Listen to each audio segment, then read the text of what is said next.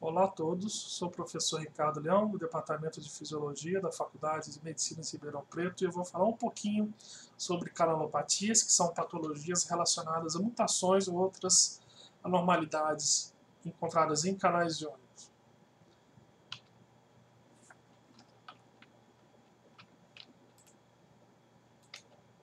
Então, a primeira canalopatia identificada foi a da fibrose cística, que é uma doença que afeta diversos órgãos do nosso corpo, principalmente o pulmão, tá? E o sistema digestivo. Então, um dos principais sintomas da fibrose cística é uma dificuldade de produzir uma secreção aquosa do pulmão. Então, a secreção dos brônquios é muito densa, muito espessa, o que permite, facilita, né, um crescimento de bactérias e fungos, de diversos tipos de infecção. E essas pessoas geralmente têm dificuldades muito grandes, respiradas, desenvolvem vários tipos de pneumonia, e tem que tomar um cuidado muito grande durante a vida.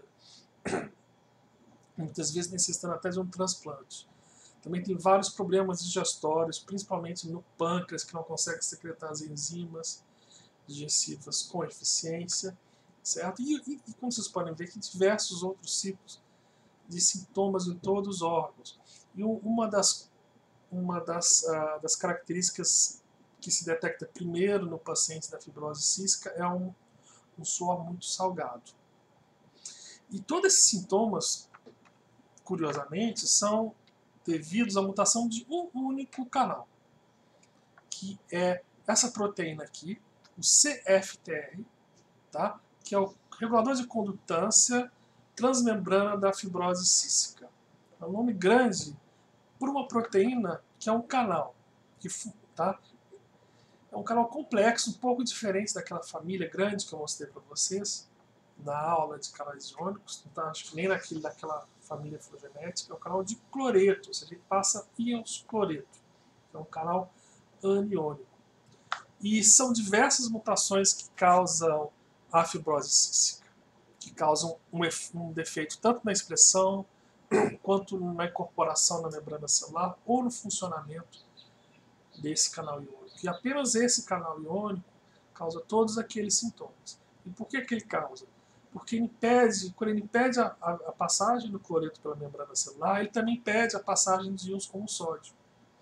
Porque toda vez que um íon positivo, como o sódio, é transportado pela membrana, ele tem que levar consigo uma carga negativa. Se isso não acontece, causa um desbalanço de cargas na membrana e você não acha o transporte. Tá? Então, o suor salgado se deve a isso. O suor é secretado com uma solução isotônica na glândula sudorípara. O sódio é reabsorvido junto com o cloreto pelo epitélio do ducto, tá? do ducto da glândula sudorípaca, e você sua uma secreção, apesar que era salgada, ainda é hiposmótica em relação ao plasma. Com a deficiência nesse canal de cloreto, você não tem a reabsorção do sódio, porque apesar do sódio, da membrana ter a permeabilidade ao sódio, ela não tem o canal de cloreto para transportar o conterênio. Então você acaba não reabsorvendo sódio. Lógico, a secreção do suor salgado é um defeito benigno, não causa grandes problemas para o paciente. O que vai ser importante é a deficiência na secreção aquosa pulmonar, que também são por mecanismos semelhantes. O sódio não consegue ser secretado e não puxa água junto com ele, e você então não consegue ter uma solução aquosa, tá? Uma secreção aquosa dos brônquios. Isso causa uma secreção apenas mucosa, tá? Que é muito espessa, isso entope os brônquios, as vias aéreas, favorece a crescimento de bactéria. Isso tudo causa um empecilho à vida normal desses pacientes. Isso vale para todos os outros problemas, todos os outros sintomas da fibrose cística são relacionados apenas à disfunção desse canal, desse pequeno canal iônico. Então, como eu disse, essa foi a primeira canalopatia a ser descoberta, tá? E é causada apenas por mutações, então tem diversas mutações nesse gene desse canal. Infelizmente, ainda não tem uma cura. A única cura para a fibrose cística seria uma terapia que alterasse o canal, recuperasse a funcionalidade desse canal ou a expressão desse canal. Ou seja, uma terapia gênica, já que o problema é no gene. Isso ainda não existe.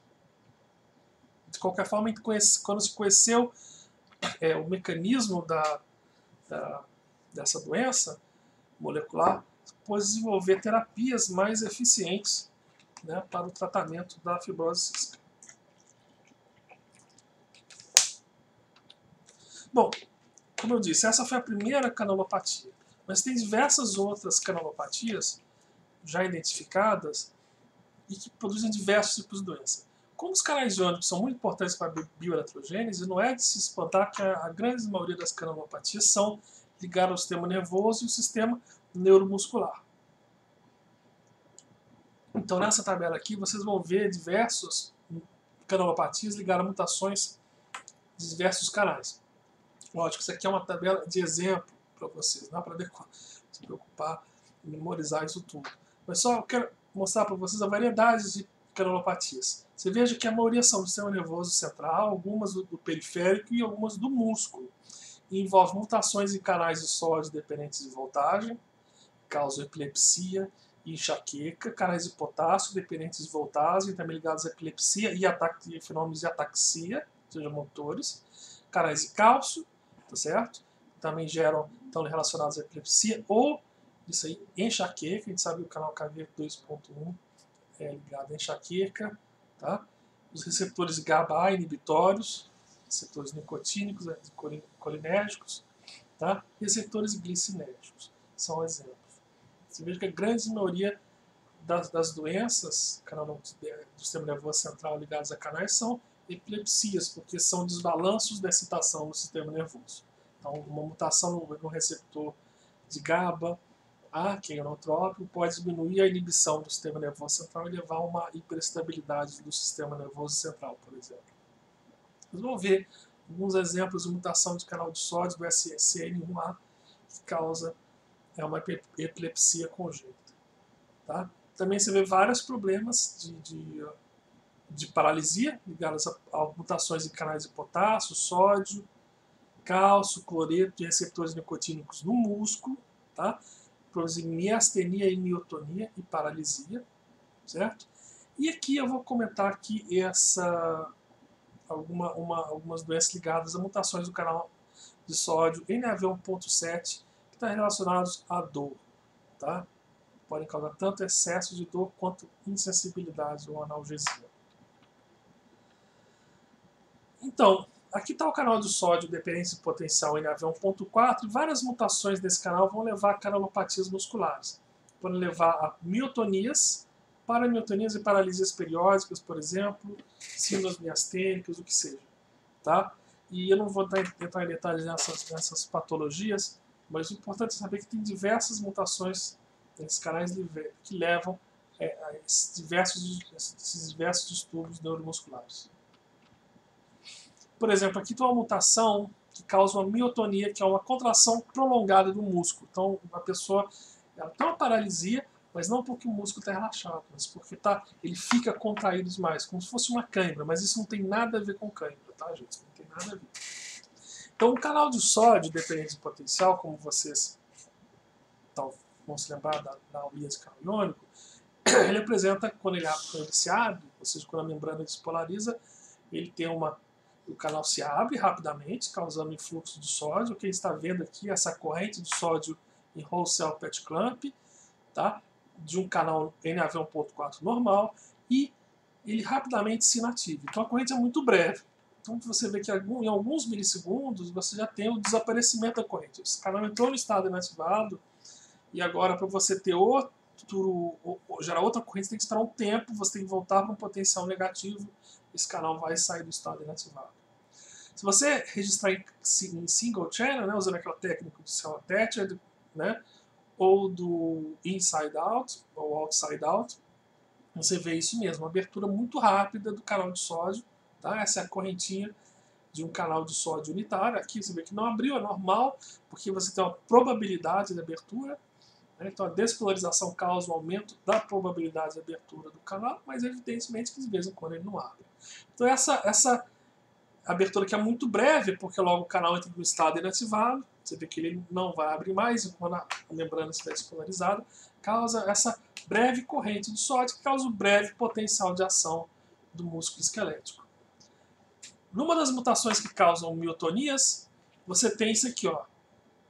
Você tem uma corrente prolongada, maior, você está vendo que a corrente de sódio de Roussel está mais prolongada, e ela não desaparece completamente. Você está vendo que aqui, logo, essa corrente soma, ou seja, todos os canais entraram no estado inativado, mas nota que aqui nessa mutação, você tem uma corrente que persiste.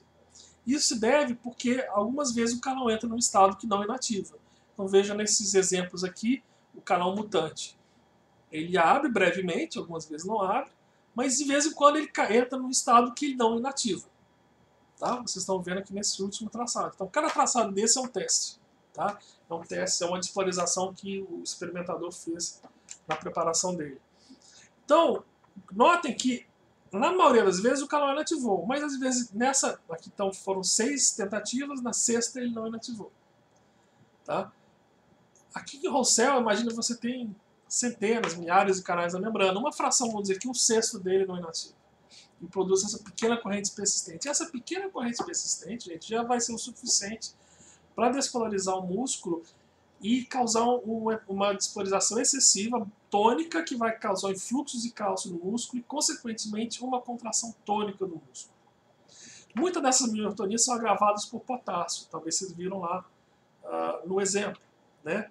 Miotonia agravada por potássio. Porque geralmente ela acontece quando você tem um exercício físico intenso que causa uma liberação de potássio muito grande pelos canais de potássio. Isso despolariza a membrana, esse excesso de potássio, e favorece, né, a despolarização do músculo, já que tem já uma despolarização tônica causada por essa mutação.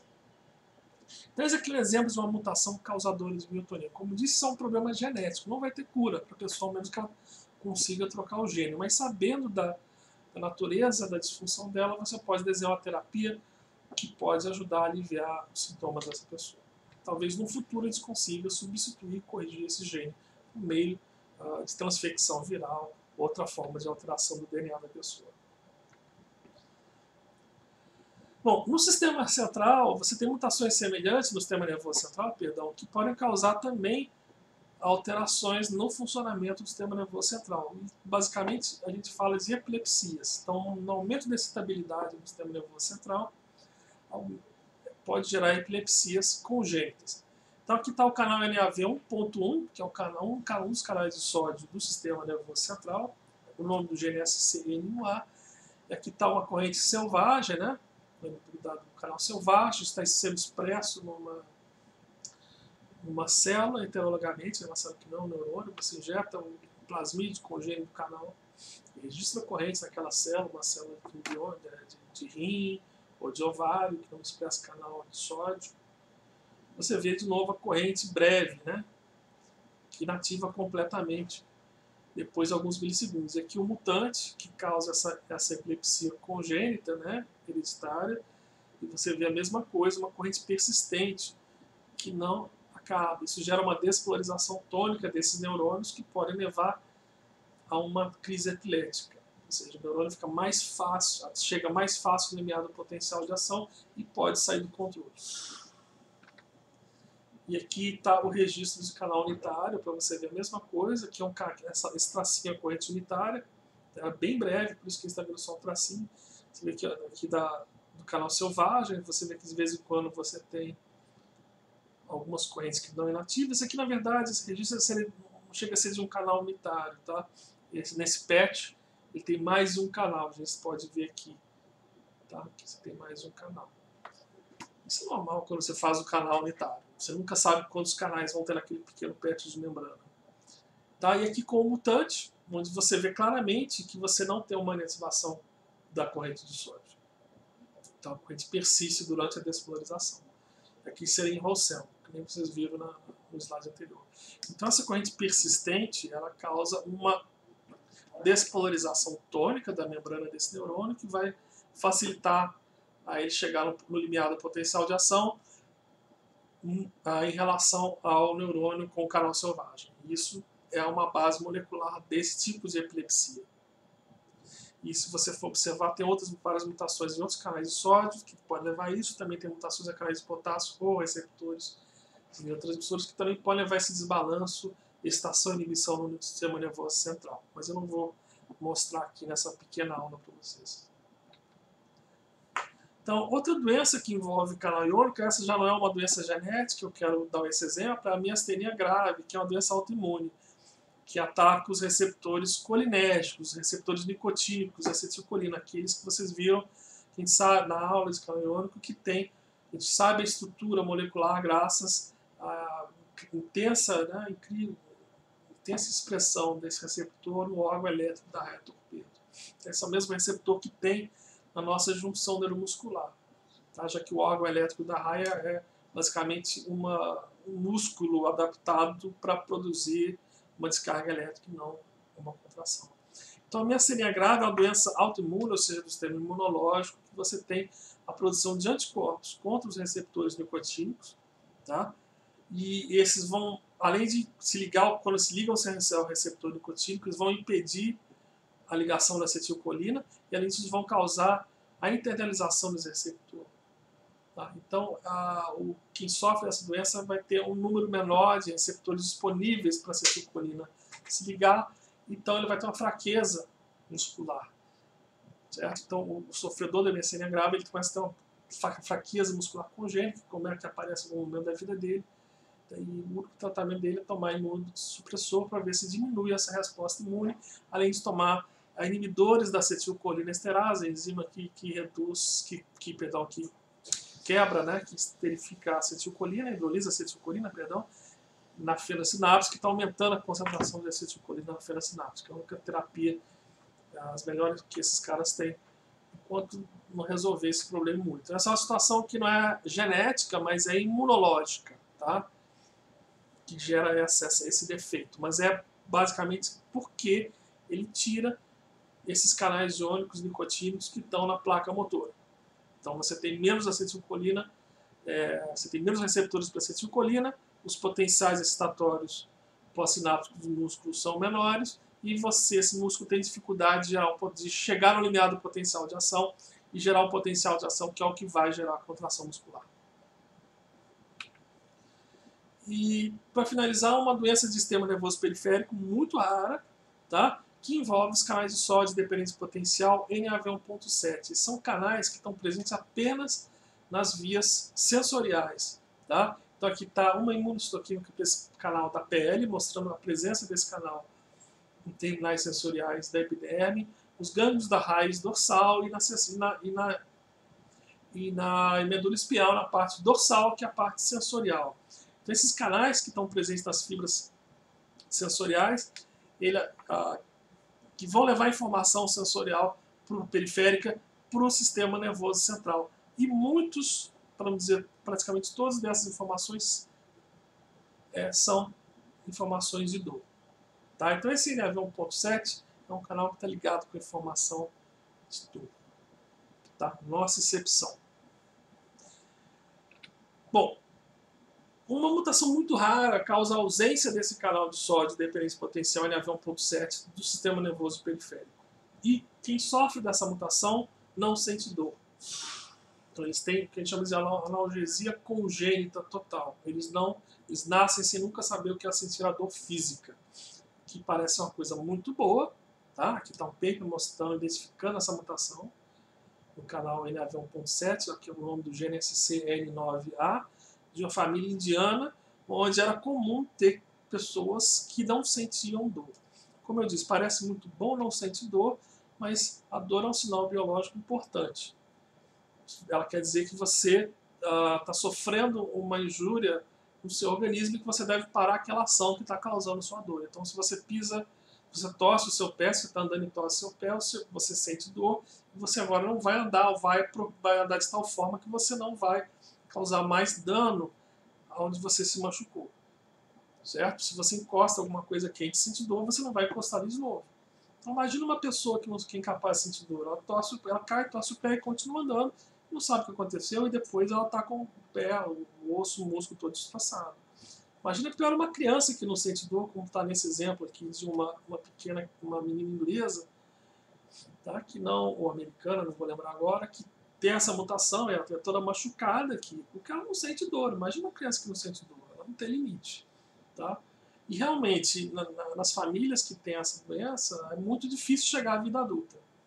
Muitas crianças morrem antes de chegar à vida adulta porque não tem limite, né? Não conseguem parar as travessuras dela. E os adultos que sobrevivem comentam que a vida deles é tensa, porque eles têm que checar toda hora se eles não se machucaram. Então, o que aparentemente parece uma coisa boa, na verdade é uma tragédia. É uma bênção e é uma tragédia. Né? E, na verdade, chega a ser mais uma tragédia. E, realmente, quem tem essas mutações, tem várias mutações aqui, vocês podem ver, 2 mutações identificadas naquela família, né, indiana, uma aqui no segmento 2, do domínio 2, e aqui no poro, também no domínio 2, ou seja, por algum motivo essas mutações impedem o influxo de sódio. Tá?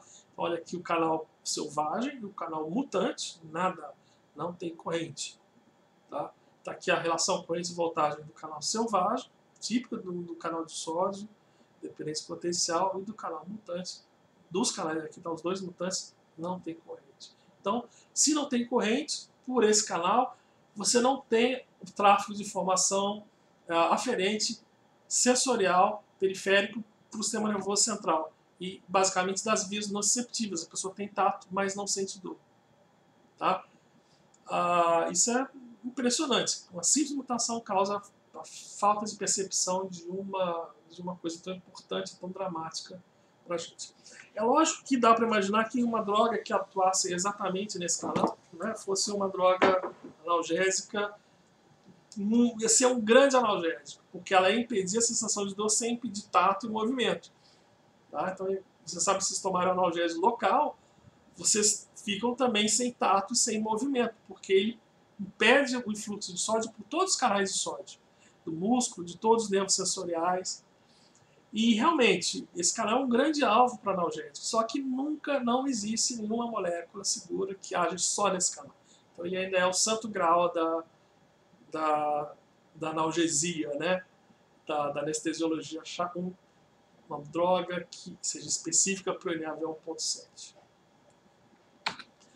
Uma outra doença que também causada por uma mutação no NaV 1.7 causa o oposto, excesso de dor, que é a eritromelagia. Tá? O que é que ela causa, essa doença? Ela causa sensação de dor, calor e edema nos membros, principalmente os membros inferiores. Certo? E por que causa isso? Porque, ao contrário, essa mutação causa um aumento da estabilidade desses neurônios sensoriais. E nota aqui, 2 coisas que essa mutação provoca. Aqui está uma relação às correntes selvagens e mutantes, aparentemente não muito diferentes aqui, mas se você olhar em detalhes, elas têm diferenças importantes. Daqui a relação correntes-voltagem do canal selvagem, e aqui é típico um canal de sódio, ele começa a ativar em torno de menos 40 mV, tá? Ele vai aumentando a ativação até o pico em torno de 0 mV, e aqui o decaimento apenas não é que o canal está fechando, porque está diminuindo a força eletromotriz do sódio. Tá? Lembra da biofísica. Tá? Eu estou chegando cada vez mais próximo do potencial de equilíbrio do sódio, que é a condutância máxima do canal. Tá? E a mutação desloca a ativação desse canal para um valor mais negativo, ligeiramente mais negativo, mas é o suficiente, vocês vão ver, para diminuir bastante o limiar de extração desse neurônio. Além disso, você tem um aumento, uma diminuição da inativação desse canal, causando essa pequena corrente persistente aqui. Não dá, perdão, para perceber aqui, mas aqui você vai ver em vermelho uma corrente que não inativa. Tá? Então isso também causa uma despolarização tônica do neurônio. Então isso causa o quê? Um neurônio que dispara potenciais de ação com limiar menor, está aqui o selvagem, aqui o mutante com uma corrente de 50 picoamperes que não gerou potencial de ação no neurônio com o canal selvagem, gerou potencial de ação no neurônio com o canal mutante. Então aqui o limiar, isso quer dizer que o limiar do potencial de ação no canal mutante diminuiu, eu consigo gerar um potencial de ação com menos corrente do que aqui. Então qualquer estímulo pode gerar um potencial de ação. Estímulos muito menores que o normal podem gerar potenciais de ação. Então ela fica com hipersensibilidade à dor. Qualquer estímulo que não seria grande o suficiente para causar a sensação de dor, agora vai começar a causar. E por causa daquela pequena corrente persistente, você tem um aumento da frequência de disparo de potenciais de ação. Está aqui a frequência máxima do neurônio selvagem e dos mutantes. Aqui há duas injeções de corrente, a 100 a 150 picoamperes. Ou seja, você também tem uma resposta maior, porque uma coisa que a gente sabe há bastante tempo, que o número de potenciais de ação que esses neurônios sensoriais transmitem é proporcional à sensação de dor ou de tato também. Tá? Então, isso é um código neural muito simples. Então, quanto mais potencial de ação está passando por esses neurônios, maior a sensação de dor. Então, isso causa um aumento da sensação de dor, certo? Nos membros. Então, geralmente, os membros, porque eles são mais, principalmente inferiores, são mais sensíveis, né? Você está andando sempre, então você está sempre impactando os seus pés, a mão também está pegando em coisas. Isso causa calor porque também gera resposta inflamatória. Então, a sensação de dor, o organismo acha que você tem um dano tecidual, então gera uma resposta inflamatória que causa infiltração, né, de líquido dos capilares e aumenta a temperatura local. Então, causa aquele edema e o calor. Então, você vê vários sintomas causados apenas por uma mutação no mesmo canal do NaV1.7 que causa analgesia. Então, gente, isso foram só alguns exemplos. Tem muitas outras canalopatias, só quero chamar a atenção para vocês e como que canais iônicos impactam a fisiologia, impactam a nossa sobrevivência, impactam o nosso comportamento. Eu gostaria muito que vocês, quem se interessar mais em canais iônicos, neurotransmissão central, quiser conversar comigo, a gente está sempre à disposição no laboratório. Eu tenho o meu e-mail que está disponível na página do departamento. E um dia, quem quiser conhecer o laboratório aqui, meu laboratório aqui no departamento de fisiologia, da FMRP, e assim que a gente puder receber vocês, a gente está de braços abertos para vocês virem conhecer, que infelizmente não deu para fazer nesse curso de verão. Então, quem quiser depois, quando puder, vir aqui conhecer, entre em contato comigo, que a gente fica feliz em receber vocês assim que a gente puder. Então, quero agradecer de novo a atenção e qualquer dúvida, a gente se siram comigo na nossa aula presencial.